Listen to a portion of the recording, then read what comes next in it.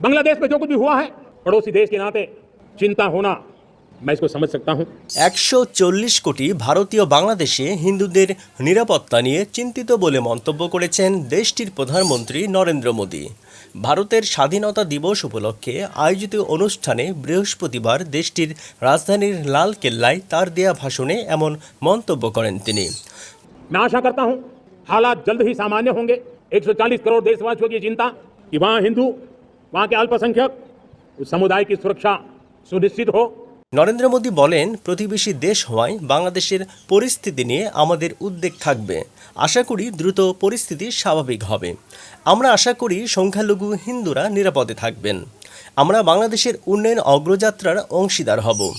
প্রসঙ্গত, সরকারের বিরুদ্ধে দেশজুড়ে সহিংস বিক্ষোভের মুখে গত সোমবার 5ই আগস্ট শেখ হাসিনা বাংলাদেশ থেকে পালিয়ে ভারতে যেতে বাধ্য হন।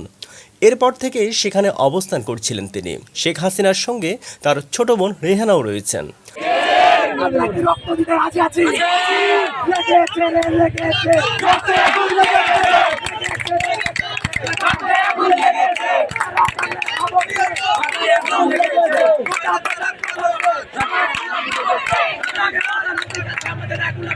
এরই মধ্যে বৈষম্য বিরোধী ছাত্র আন্দোলন চলাকালে গত 15ই জুলাই থেকে 5ই আগস্ট পর্যন্ত সংঘটিত হত্যা, গণহত্যা, নির্যাতনের অভিযোগে শেখ হাসিনার বিরুদ্ধে মামলা হয়েছে।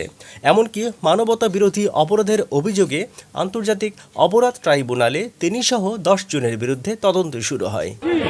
আমাদের ভাইয়ের রক্তের প্রতিবাদে আজ এই কোটা সংস্কারের প্রতিবাদে বাংলাদেশের 64 জেলার লাখো সারা বাংলাদেশে এই 7 অঞ্চলেও আমাদের কোটা সংস্কারের জন্য